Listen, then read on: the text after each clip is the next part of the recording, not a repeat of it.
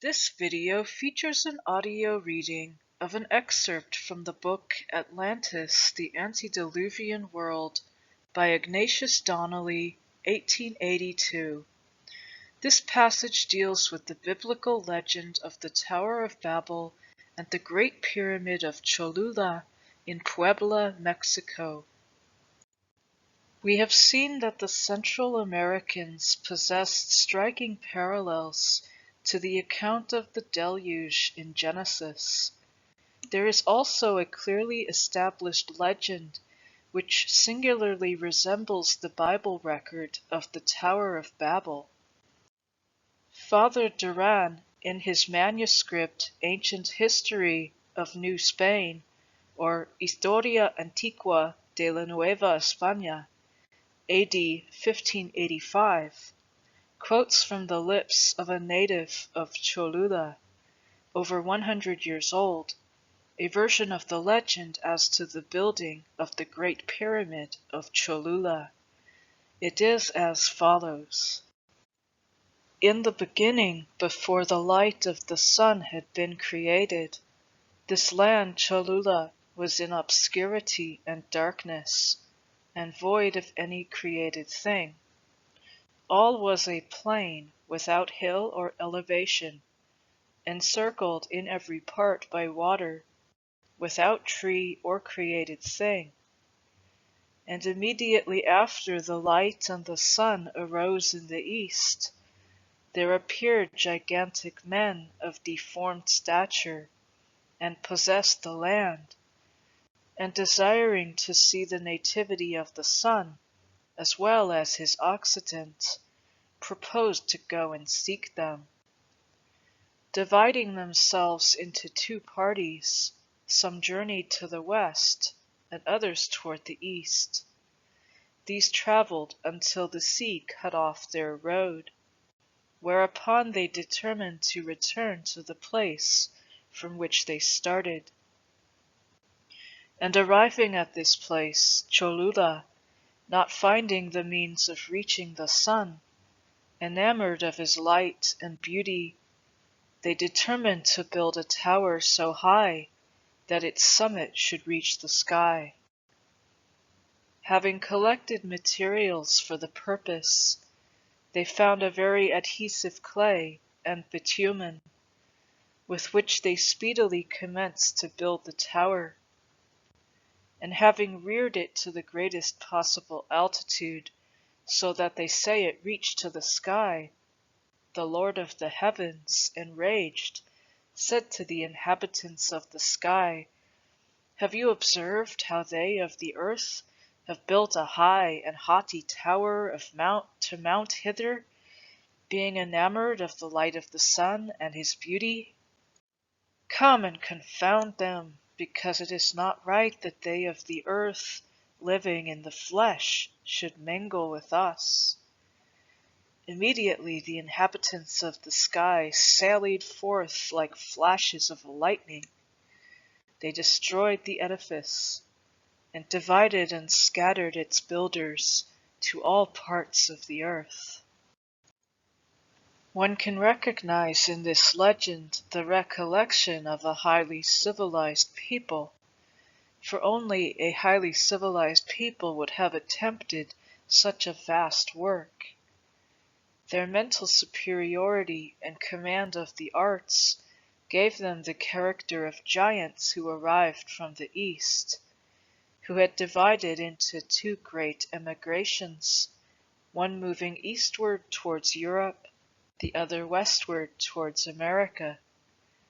They were sun worshippers, for we are told they were enamored of the light and beauty of the sun, and they built a high place for his worship. The Pyramid of Cholula is one of the greatest constructions ever erected by human hands. It is even now, in its ruined condition, 160 feet high, 1,400 feet square at the base, and covers 45 acres. We have only to remember that the greatest pyramid of Egypt, Cheops, covers but 12 or 13 acres, to form some conception of the magnitude of this American structure. It must not be forgotten that this legend was taken down by a Catholic priest shortly after the conquest of Mexico from the lips of an old Indian who was born before Columbus sailed from Spain. Observe the resemblances between this legend and the Bible account of the building of the Tower of Babel. All was a plain without hill or elevation, says the Indian legend. They found a plain in the land of Shinar, and they dwelt there, says the Bible. They built of brick in both cases. Let us build us a tower whose top may reach unto heaven, says the Bible.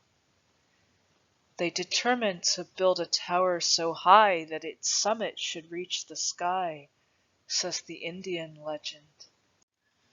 And the Lord came down to see the city and the tower which the children of men had builded. And the Lord said, Behold, nothing will be restrained from them which they have imagined to do. Go to, let us go down and confound them, says the Bible record. The Lord of the heavens, enraged, said to the inhabitants of the sky, Have you observed, etc.? Come and confound them, says the Indian record. And the Lord scattered them abroad from thence on all the face of the earth, says the Bible. They scattered its builders to all parts of the earth, says the Mexican legend. Can anyone doubt that these two legends must have sprung in some way from one another, or from some common source? There are enough points of difference to show that the American is not a servile copy of the Hebrew legend. In the former, the story comes from a native of Cholula. It is told under the shadow of the mighty pyramid it commemorates. It is a local legend which he repeats. The men who built it, according to his account, were foreigners. They built it to reach the sun, that is to say, as a sun temple, while in the Bible record Babel was built to perpetuate the glory of its architects. In the Indian legend, the gods stopped the work by a great storm.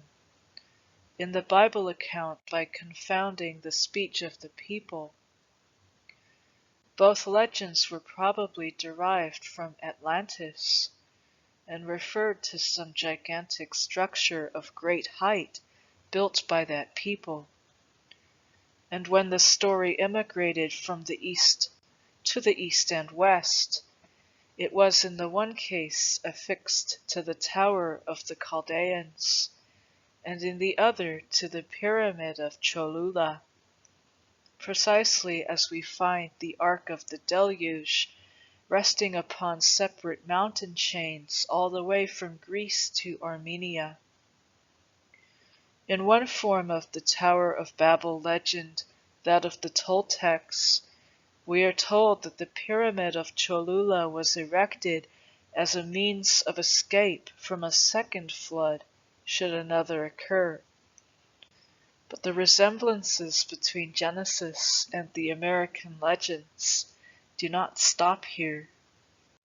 Thank you for watching. Please like and share this video, hit the subscribe button and notification bell, and feel free to ask me any question in the comment section below. Due to the sacred nature of these videos, I would prefer to keep them ad-free. Please help me to do that by clicking the Patreon link in the description box below and make a donation to this channel. Or buy me a coffee with the Ko-fi tip jar link. PayPal is accepted. Every dollar counts. Thank you for your support.